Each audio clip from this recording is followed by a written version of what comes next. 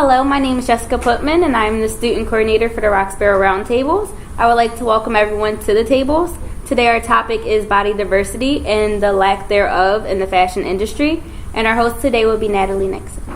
Hi Jesse, hi everybody, thanks for having us. And I'd like to just first start with introductions of our invited guests, key contributors to the conversation. Of course, everybody can chime in as the conversation warms up. So I'm going to start to my right. We have Brittany Buckmeyer, who's a senior in the Fashion Merchandising and Management program here at Revue. Joe Hancock is an associate professor at Drexel University in the Fashion Merchandising program. Nyoko White, who's an associate professor here at Revue in the Fashion Merchandising and Management program. Sheila Connolly, who's the director of the Fashion Design program. And Vanessa Colford, who is a senior in the Fashion Merchandising and Management program. And other esteemed students are also here today. So I just wanted to quickly just set up some context. I got interested in this topic of body diversity, or the lack thereof, back in 2007 when we pitched a really short and no-frills organic fashion show with a not-for-profit group that focused on eating disorders among women and girls. And it was all about body diversity, and we were defining body diversity very broadly in terms of race and ethnicity, skin color, hair texture, body silhouette, height, etc. And that prompted me to always be attuned to. I think I've always been attuned to it as a consumer, as a Black woman, but it's also something that became much more interesting to me in a more formal way. So I also just want to acknowledge and thank Brittany Buckmeyer, who put together a stellar reading list for all of us leading up to this, and that has led me to just throw out some interesting statistics, and then we'll get everybody started. And this is not in any particular order. So number one, according to the NPD group, about 68% of all American women are a size 12 or larger. So this notion of plus size is a misnomer. The average American woman is actually about on the size 14. And the plus size market is worth about $17 billion. And that's of a $116 billion apparel market. Secondly, I don't know if anyone remembers when the actress Isabella Rossellini was fired as the face of Lancôme when she turned 42 years old. So age is another aspect of body diversity in the fashion industry that I think is really interesting to throw in there as well. Then there's this issue of racism in the fashion industry. So former supermodel Beth Ann Hardison, 2 years ago, I think, is am I right, Nyoko? I think it was around 2 years ago, Beth Ann Hardison issued a letter to CFDA and others really saying the fashion industry is racist. We don't have enough representation. She's looking primarily at African American models. There's also the health issues. We have to understand that fashion is a powerful medium for identity and self-esteem, and there's a lot of effects on our psyches, men and women, when we see a very narrow view and lens of what beauty is. And so we could talk about that as well. And then, of course, we definitely want to talk about the spectacular Spring 14 show of Rick Owens' fashion line. He called that line vicious. And it was notable because, and that's interesting as well, right? But it's notable because he used an African-American traditional form of pop culture dance called stepping, which you see a lot of Black sororities and fraternities use. And so that was very interesting. It really landed in a powerful way in the industry. So, having put out all those factoids, I'd like to open it up first with a very broad question. So how are you guys defining body diversity, and what do you see as the current state of body diversity in the fashion industry? Well, I think that this is Nyoko Wyatt. But it is very broad, and there are quite a bit of issues that we need to tackle. But in my opinion, the first thing that comes to mind would be obesity. So, the media stating to young women or men that we're not pretty because we're a certain size. We may be fat, in quotes, and we're not good enough to go down the runway if we're the 12s and 14s or 16s. And I know some very beautiful women who are that size. So, I think that because they're on the runway, we have to start there, because that's the visual that we're getting is what's coming down the runway. That's what we pay attention to, whether it's at the Oscars or the big fashion shows. That's what we see, and that's what we see from a very young age. Now, Sheila, your students today in the Design X show, talk a little bit about who was walking on that runway. Well, that's such a unique show because the students are really challenged to create body coverings out of unusual materials, but all of the models are current students. A lot of different shapes and sizes, and it's really a wonderful event. But on this whole subject of, I do think a lot of this conversation is based around the runway, which really is a very small piece of the discussion and a very small market. And I one thing that I do see and am somewhat encouraged by is that designers are starting to realize the potential in the plus market. And that's been a long time coming. I mean, that really started with Ralph Lauren, but really just starting to move forward in Neiman's, where there's a separate plus catalog, and designers like Michael Kors and other people are stepping up, and also younger retailers like H&M. So that I think is exciting, that it's not this perception anymore that if you're a size 14, you want to wear a polyester pull-on pant and you no longer have a taste level. So that I do see some forward movement on, and I'm excited and encouraged by that. Great point. Oh, well, this is Jo Hancock speaking, and I'm really excited that she talked about the successes of what's going on, because Nyoka and I were having this conversation earlier about the successes of some retailers, and I'm really excited too to see fast fashion, which is usually the cheaper end of the market. Uniqlo and H&M both participating. Target bringing back finally their plus size departments that they had yanked during the holiday season, but they're introducing a brand new designer line. But what I think is important, is we have a tendency, and I'll take a little bit of a devil's advocate role in this. We have a tendency at times to, really look at the bad things, and I always look at the wins. And so, like, one win for me has always been lately in the past decade, probably in the past 5 or 6 years, is that Ellen DeGeneres and Queen Latifah are the faces of CoverGirl. Yeah. I mean, that to me is a total win. Yes. Two women, completely different, and one of them an out lesbian who's promoting makeup and doing it quite well. And so I think it's fabulous. Yeah, it's fabulous, and I think that that's an important win. Also, I always go back in time and think about models in my mind who really have made a difference and who really stand out to me. And when just things that come to mind are the models that were special at their time. So I always think of Beverly Johnson. Oh, yeah. And she wasn't a small lady, and she was one of the first models to say, "I'm not small." So I think that as far as body diversity, it's great to see someone like that. Sybil Shepherd is another one. Emmy is another one. So I think that these are the important. So I think I have a tendency to be the optimist, but I also at the same time want to advocate for retailers. If a retailer is not retailers don't try to be everything to everybody, but I do think that there's an opportunity. They shouldn't try to be everything. Exactly. Good retailers. Well, and the thing of it is, though, I do believe there's a missing niche for the fashion industry to catch on to the fact that there are women out there who need larger sizes. There are also men out there who need larger sizes.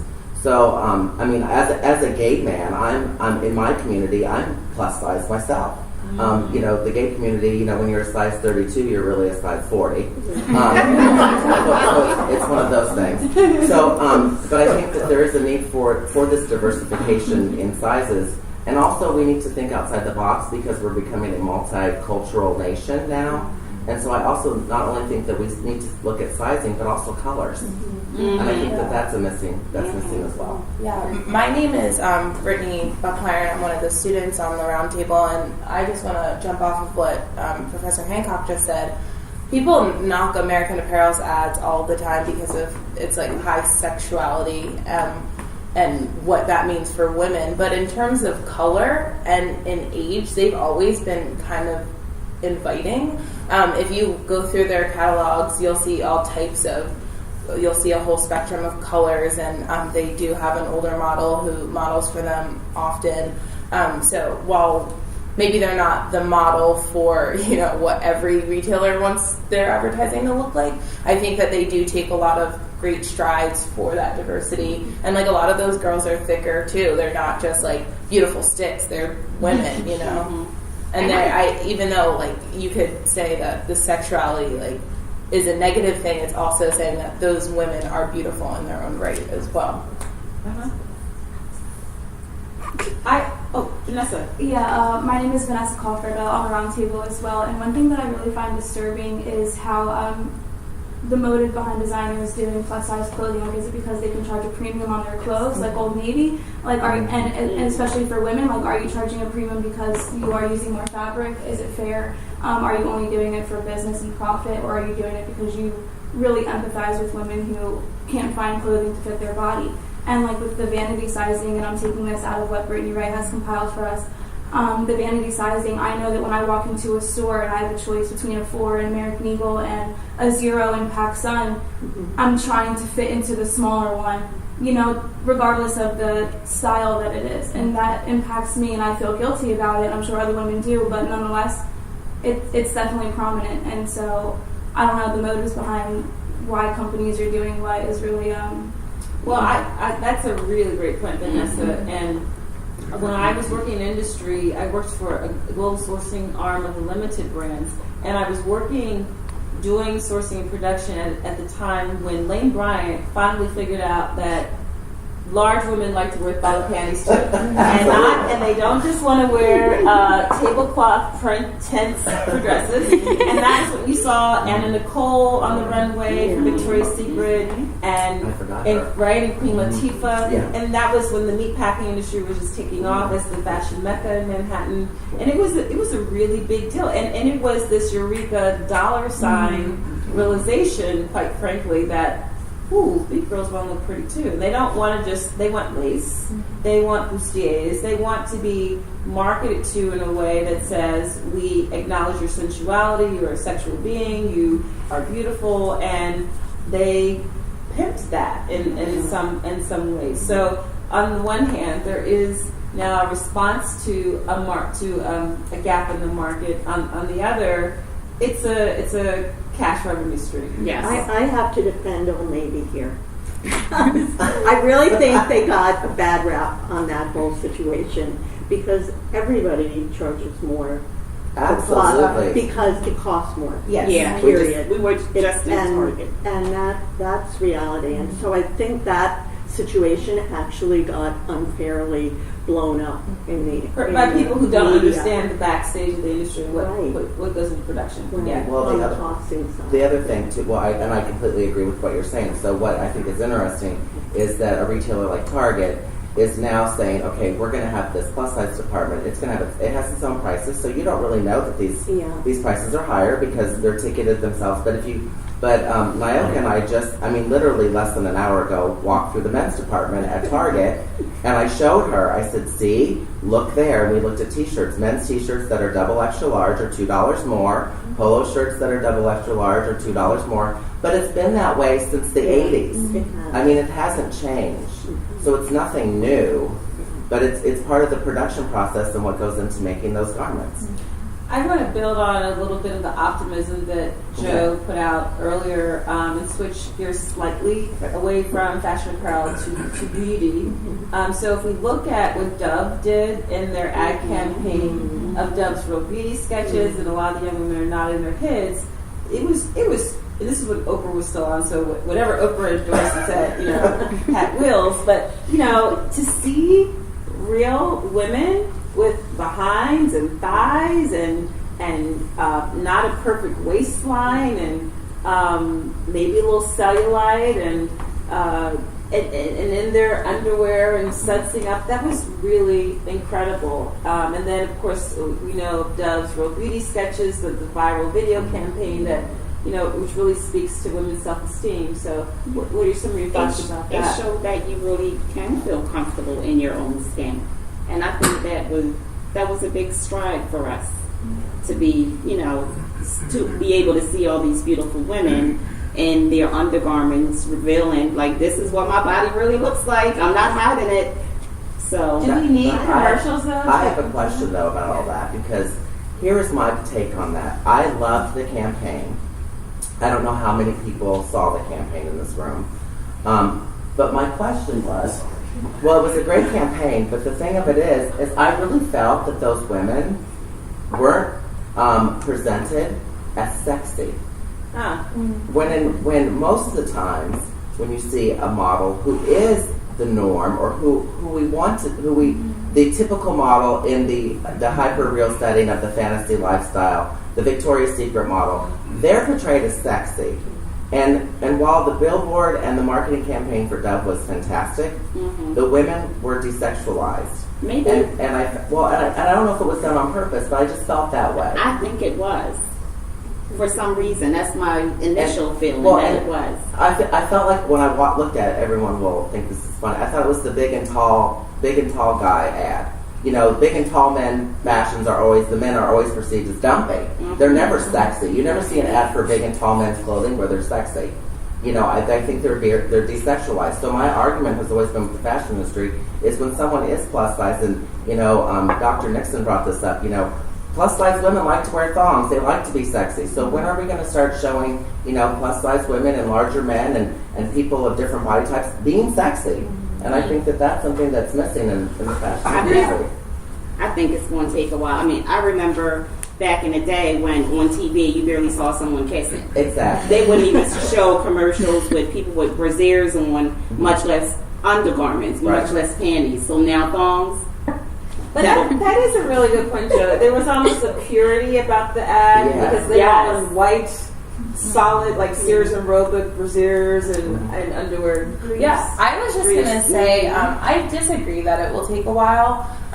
We talked, or one of the articles that circulated amongst the invited guests was about a model named Tess Holliday. And she is the size 22. She just signed with Milk's modeling agency.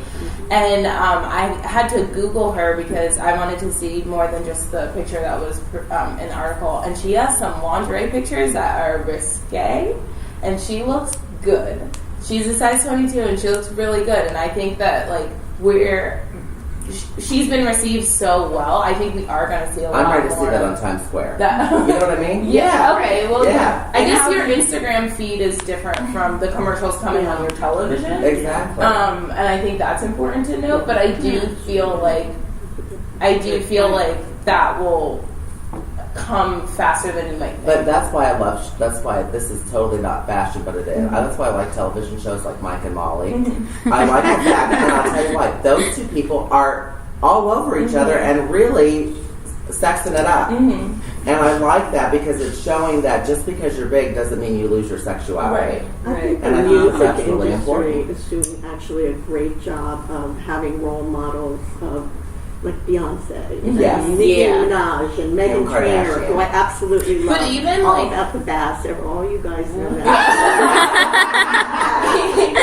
Even with Beyonce, But she talks about in the song that stop photoshopping yourself. You're perfect from your head to your toe. It's such a great song. Evan Lane, to throw some negativism, which is usually my job in these things. Absolutely. Cindy Crawford, who I think no doubt is an extremely beautiful woman, recently came out, I don't know where it came from, a non-photoshopped picture, so it's claimed. She had a little cellulite, a little something on her stomach. She wasn't perfect.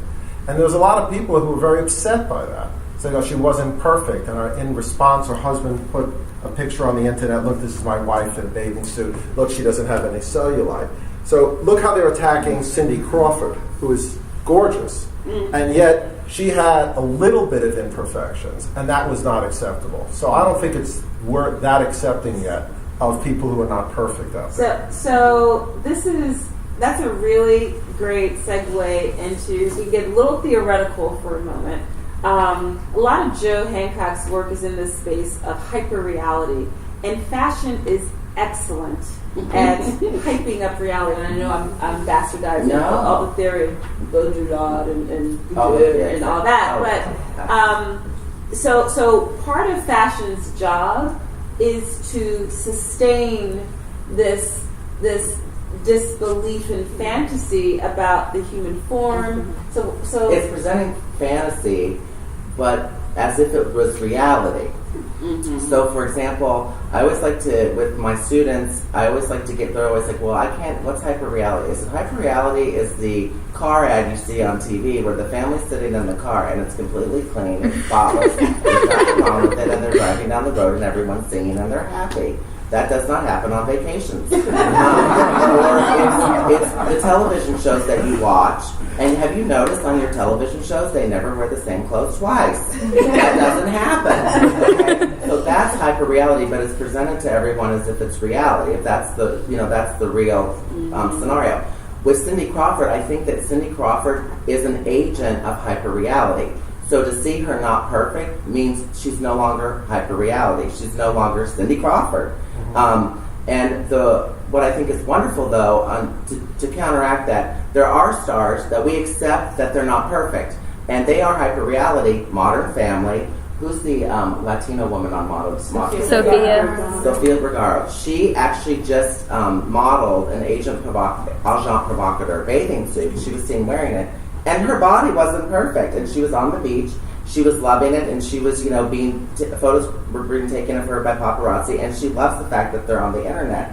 And she's always saying how much she likes cake. She likes to eat. So, but on the side note, she's not an agent of fashion in the sense that Cindy Crawford is. And so when we see someone like Cindy Crawford who has completely, been demoralized because she's real, we're really upset by that. And I think that actually demonstrates the pressures that fashion puts on individuals to look a certain way. So that goes back to the whole process of when people say, oh, well, we don't put pressure on people to look a certain way. Yes, we do. We do it all the time. Yeah. So you want to speak to these issues around health and self-esteem? Let's hear from Vanessa and then yes. Sure. Well, to go off of the hyper-reality, I mean, it's a different thing to see a plus-size woman, maybe a size 14, and you see an hourglass shape on her, but have her turn around and see the cellulite on her butt. Do you see that in commercials? No. You see them facing frontward, you see the hourglass, you see maybe toned abs, but you don't see, like, the messy parts that are hard to tone. Like, if a Dove campaign they were acting sex like Victoria's Secret models and turning around, but you see cellulite, then would it even be taken as seriously as the original Dove? And our hyper-reality would be busted. It would be completely busted. See, so now all of a sudden the hourglass figure is not even acceptable anymore because of what you see behind the glass, Yeah, nice phrase behind the glass.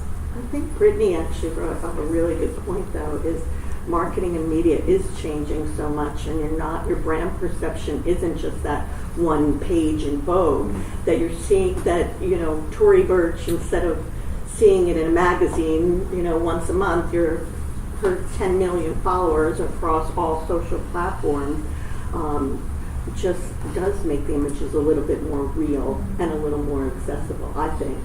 We had another student. Please say your name. My name's Monica Gilbert. I'm a senior fashion merchandising major, and I wanted to go off the Dove campaign. They did one, do stuff like a girl, and it was geared towards girls.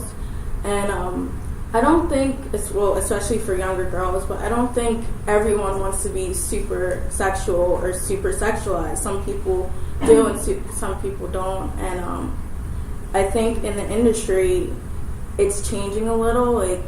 Years ago, you used to see everyone wanted to be in tight clothes, and now everything's getting longer and wider and everything. And to go back to Dove, they're also doing a hair campaign for curly hair. And with the whole natural movement, everyone not using heat on their hair, I think that's good. But I think for their brand, they don't want to be sexy. They just want to be just say it purely in real or something. Great point. Great point. So I also wanted to extend the hyperreality conversation connected to this Rick Owens show for spring 2014, and all of us in the room were looking at this on mute. If you want to just kind of peek and check this out. So I referenced it in the very beginning, the introductions, that here you have these predominantly African American, thicker young women who come out stepping. They have a very angry expression on their faces. They're not smiling. So I was thinking about how if you don't know what stepping is and you just see their faces, you think, if you want to kind of extrapolate from this, symbolically, metaphorically, are they angry at the fashion world? Like, who are they angry at? Now, of course, grinning, that facial expression is a part of what you don when you're stepping in some modes of stepping. But I want to take, so people were so excited about the show. Well, what's interesting is that you're great because the context is correct. Like, it was done in France. So here you have a Parisian runway, and these characters in Rick Owens clothing are coming down the runway. And Rick Owens is a white male fashion designer. Exactly. And you really, if you're Parisian, I mean, if you're from France or you're from another part of the world and aren't really familiar with what this is, you're kind of going, what's going on? And the other thing that I thought was interesting is normally with steppers, it's loud. You can hear them stepping. On this show, you cannot hear them stepping. You can hear it, but it's not as dominant as it should be.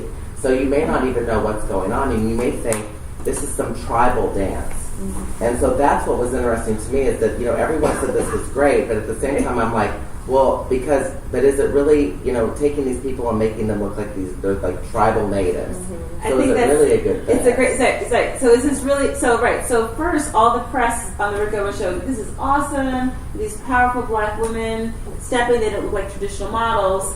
It's in Paris. You use this word tribal. Mm-hmm. Is this inclusive versus spectacle, right?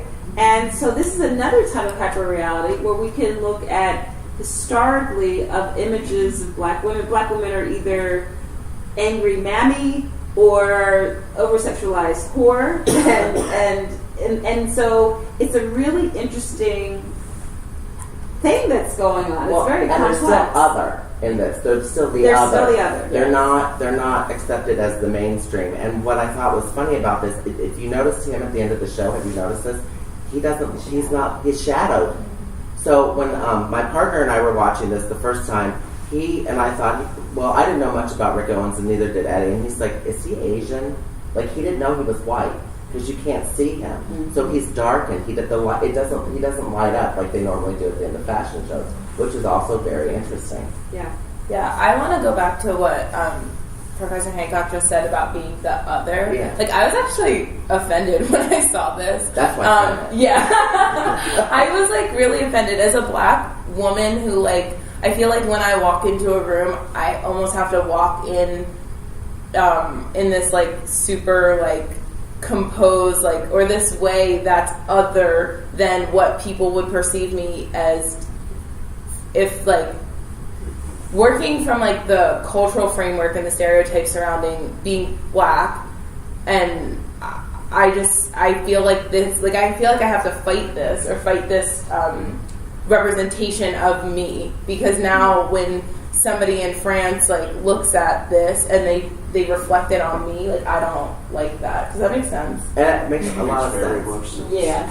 And absolutely. But I felt good. I felt like it was the opposite for me, because when I look at it, I see all these beautiful shades of women and body type, and if you notice, their hair is different. Some is straight, some is curly. So I like it. But it's still a spectacle. Like, I love that Natalie used that word, because it's still like all the white French people looking at this performance of the other. Like, it's still very distant. Then, so the counter. They look at everything. And the counter argument to this is so we were talking about this in my household. I said it because I thought, okay, let's see what this will do. But also, you have to remember too, the French were the first to really be for interracial marriage, very accepting of all of those movements. So then again, do they really do understand this? They also, and then Josephine Baker made Exactly. Bertha Kitt. jazz musicians. Sheila, before we started, you were referencing the famous Versailles show in 1973. Circus. So we want to talk about that, kind of juxtaposed to this. It was really a historic moment in fashion design. It was none of the American designers had ever shown in Paris before, and they were actually raising money to renovate a part of Versailles. And so they came up with this idea. The traditional French designers were going to show 4 or 5 designers, and it was Yves Saint Laurent and Dior. I mean, Dior was not alive at the time, but whoever was designing just Dior at the time, Chanel, and 5 American designers went. Halston, and it was really Bill Blass, and they just did a documentary about this. It's called American Runway Revolution, and it was all over the New York Times that the American designers had just brought the house down. Stephen Burrows was the big one there, and one of the main reasons was that they had used these fabulous African American models that came, sashaying and dancing down the runway, and it was so happy and such a proud moment for the Americans, and it really was a historic time in fashion, and really kind of changed everything in terms of European fashion shows. And the European shows were very overproduced and all white models, very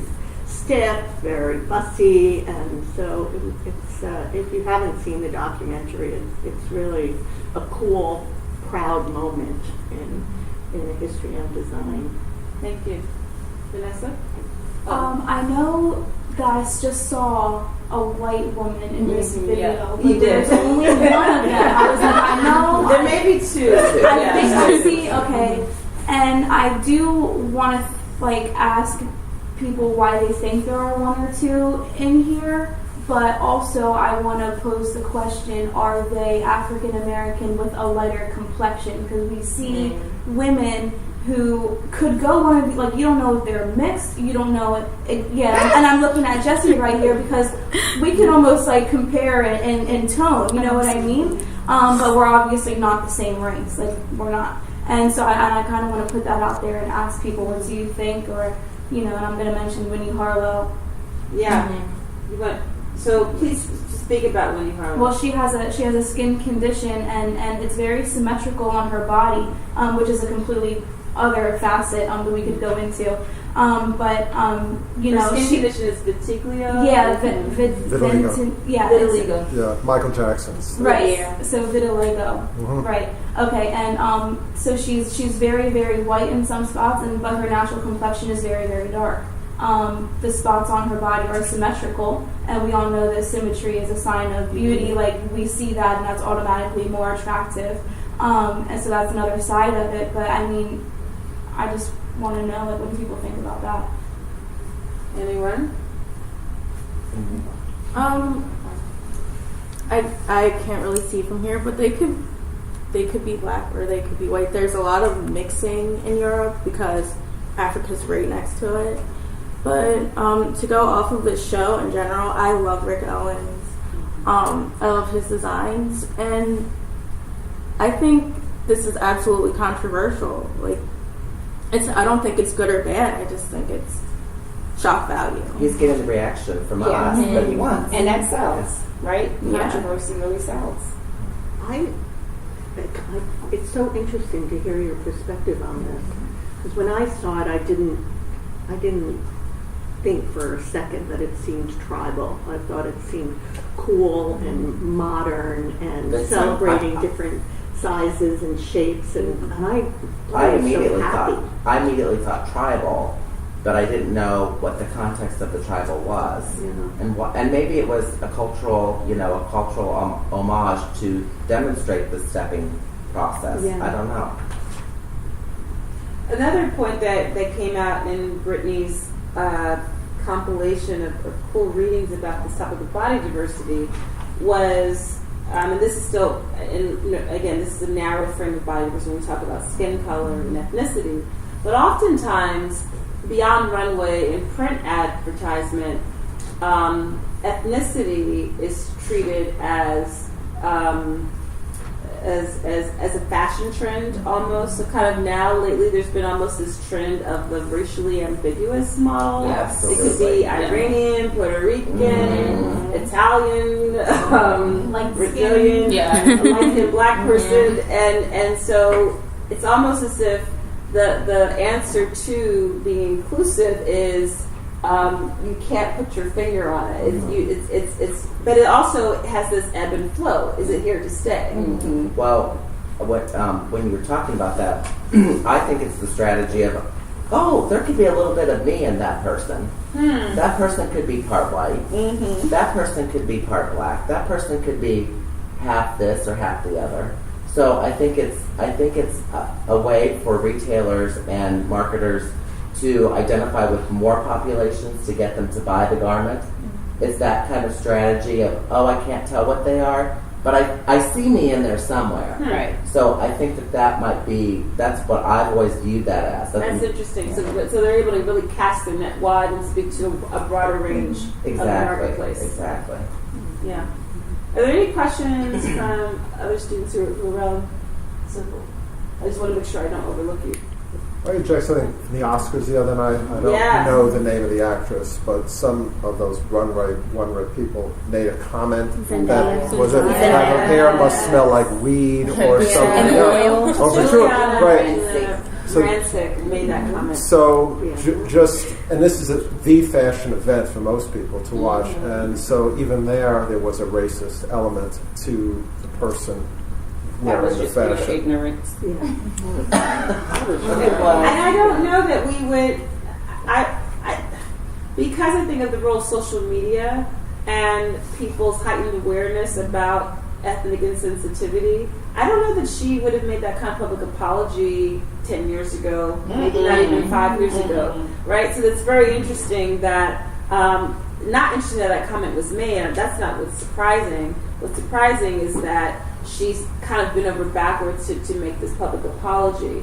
But I think she has to. Yeah, absolutely. Mm-hmm. Yeah. When there goes your because job. when you make a mistake like that, it gets broadcast on social media and it's multiplied and shared quickly, retweeted. Right. Mm-hmm. So, but she's seeing the person, the actress, the model of color. She's seeing them differently than any of the other actresses that are walking down. Absolutely. So, and this was an actress whose hair was, I think her hair is locked. Yes. She had dreads. Yeah. Mm-hmm. Yeah.